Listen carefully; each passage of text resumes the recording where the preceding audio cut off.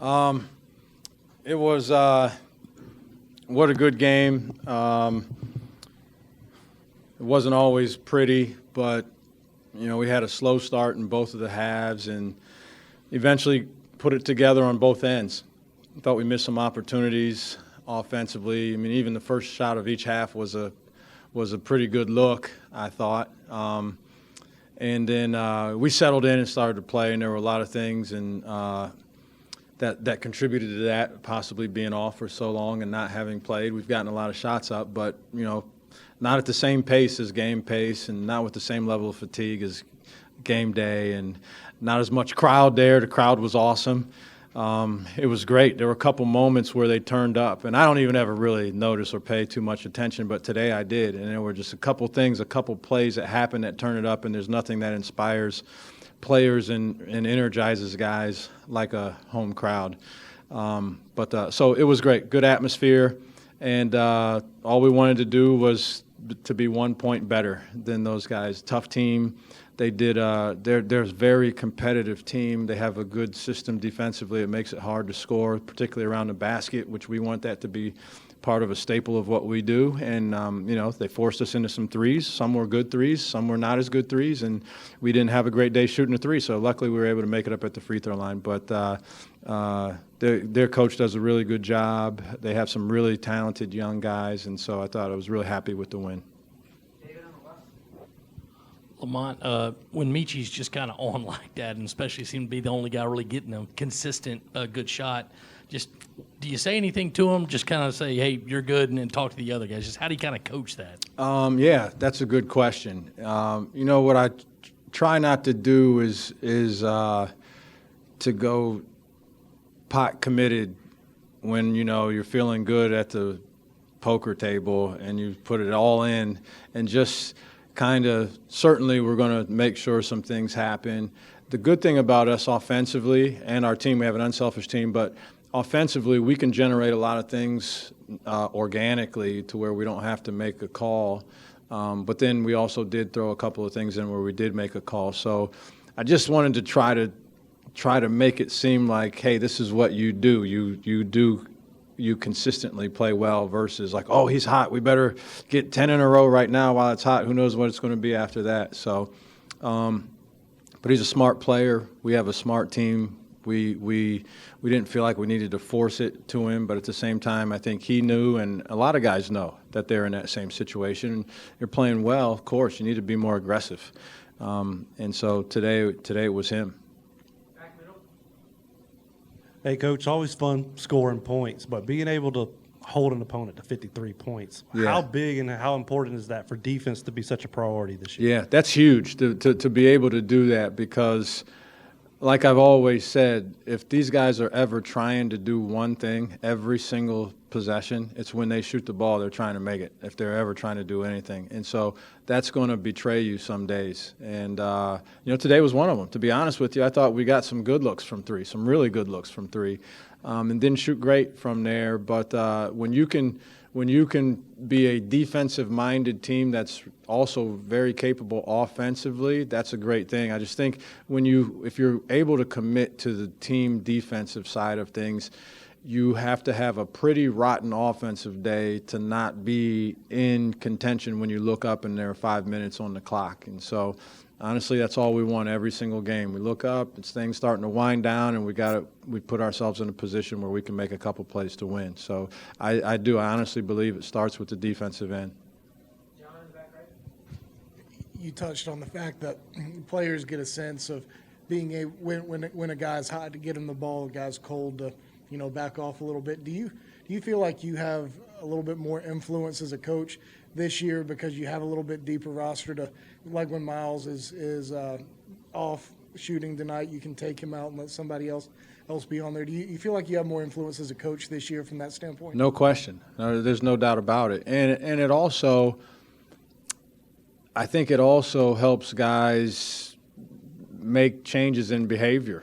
Right, and because, just to put it out there, Miles didn't play great from a shooting standpoint, but honestly, that's normally not the reason that guys' minutes get limited. Normally, at the end of the game, sure, I'll go with somebody who's hot if we need some points, but, Zach Davis had 0 points tonight, and he, in the plus-minus category, led the team. He was plus 23 in his minutes out there. So it's not just that, but there's no question the luxury to be able to make some moves and decisions. I mean, my job's a little harder because I got to push more buttons, but it's nice to be able to have some guys that you can put out there, and you trust what they're going to do. You trust what's going to happen. You don't know who's going to have a great day shooting and who's not, but you do have a real good sense of who's going to comply with what your team is trying to get done overall.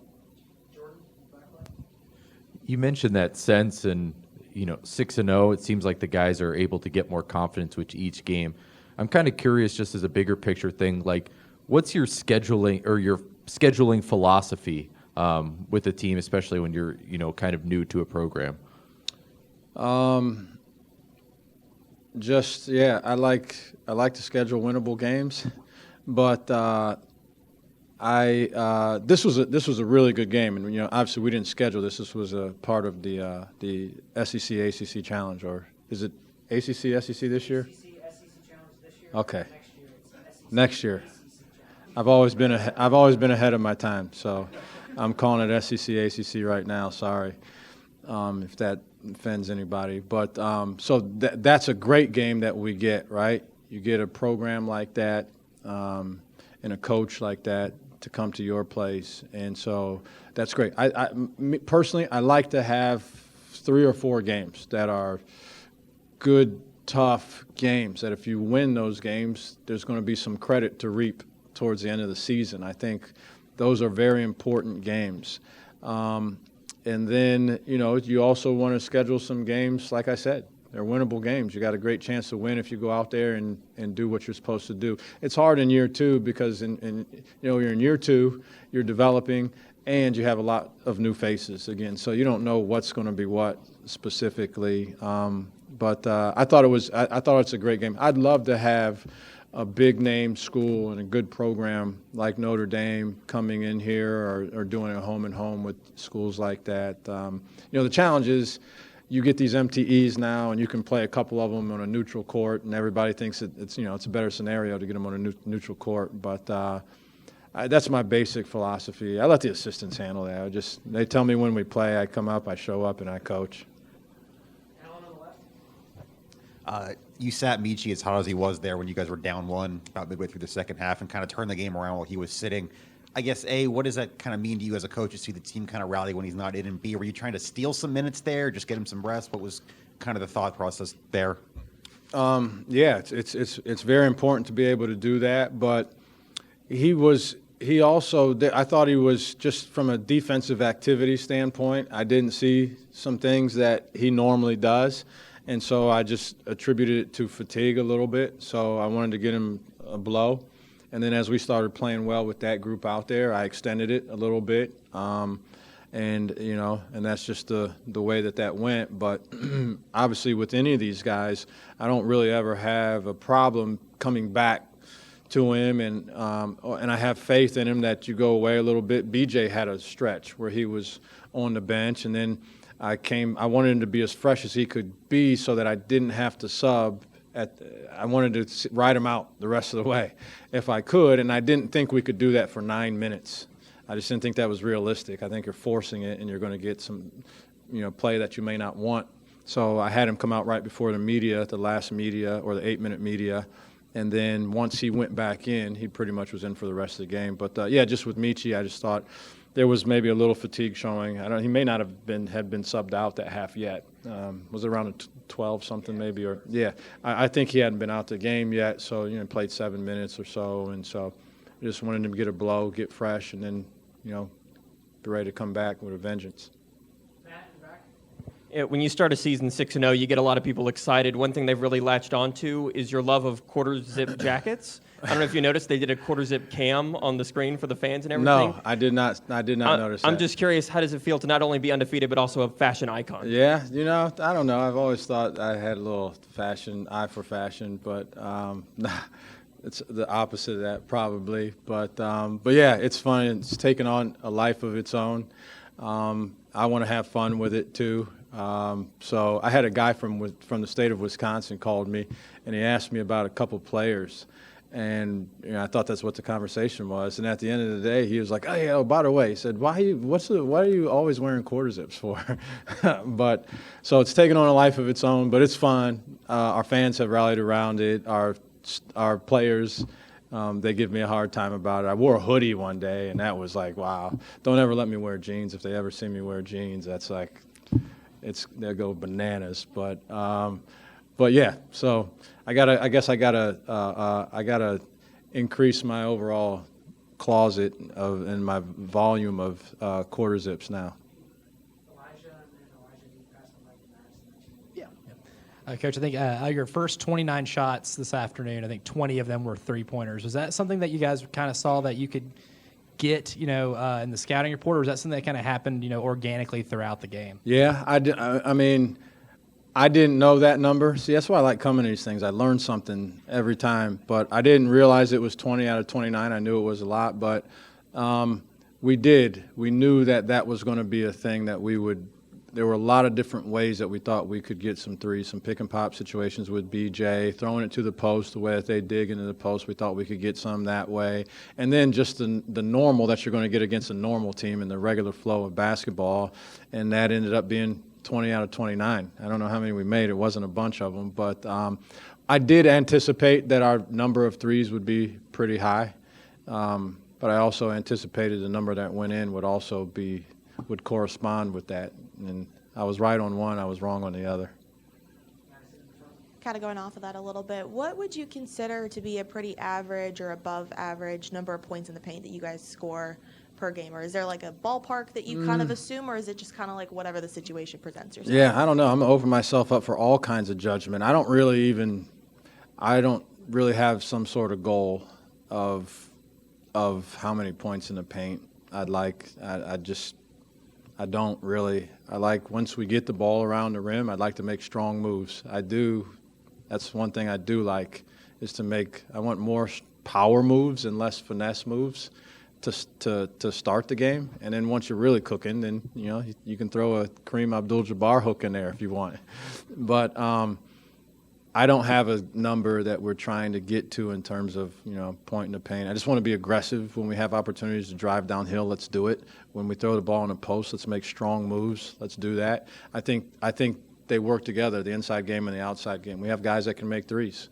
We do. I see it at practice every day. I've seen it in some games. And so while you're doing that, you're going to give yourself more opportunity in the paint. And at the same time, if you're effective in the paint, you'll continue to give yourself more opportunities around the perimeter. So I don't want to be one-dimensional. I like to be able to score in a variety of different ways, but I don't have a specific number of points in the paint. Coach, obviously it's always good to walk out with a win, but there are some coaches that like the idea of winning ugly at times because your team's going to run into adversity at some point. So, comes off as a good sign of character and being able to persist for your team. Does your coaching mindset sort of gravitate more towards that? Or after a game like this, do you still focus on, hey, we got to correct some issues before we get on to our next stretch here upcoming? Probably both. We definitely we'll watch film tomorrow. We got a quick turnaround, but we'll watch the clips from this game tomorrow, and it's nice to be able to win and still make some mistakes, which we did. Some mistakes that I think have to do with effort, concentration, discipline. Missed shots around the basket, that's not really a mistake. I don't really count those things. But yeah, I think we're just trying to improve constantly. And so we'll talk about that stuff tomorrow as we watch the film, and just and use it as a lesson. You use it as a lesson. But at the same time, you like some games where, if you knew you were going to win, you'd never draw up a 25-point blowout. I don't think most coaches would, right? You'd say, okay, well, in this one, we had to get a defensive stop to win. Okay, ooh, that's a good one. And then here's another one where we had to score a bucket at the end. We had to execute on an offensive play. Ooh, that helped us. And here's another one where we had to ice it with a bunch of free throws late in the game. Ooh.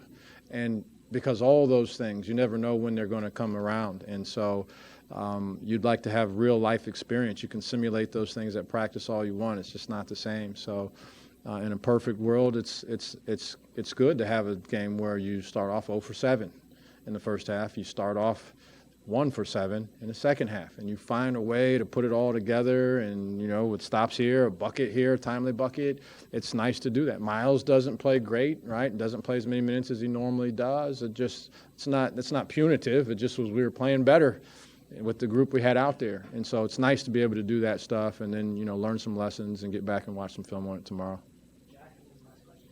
Hey, Lamont, do you have any update on Colin Murray Boyles, and what kind of progress has he made over the last few weeks? That's a good question. And, I'm no doctor. I don't know if you knew that or not. But he has been cleared to start doing some things at practice. And I was so happy for the kid. Imagine being out of having basketball not be a part of your life as a freshman in college, and you have these expectations. So I'm just happy that he can get out and practice with us now. But so that's on the road to recovery. He's able to actually, I think tomorrow will be the first day he can do full go stuff in the full court and in the half court, I think. They've told me that. So that's good. And then as his body continues, he lost I don't know how many pounds, a bunch, and but as he continues to get better physically and get more acclimated into things, we'll eventually be able to sprinkle him into some games, hopefully sometime soon. He's a great kid. He's a good player. The question will be how long it takes him to get back to where he was pre-mono, which was playing at a high level at that point. Thanks, Coach. Thanks, guys.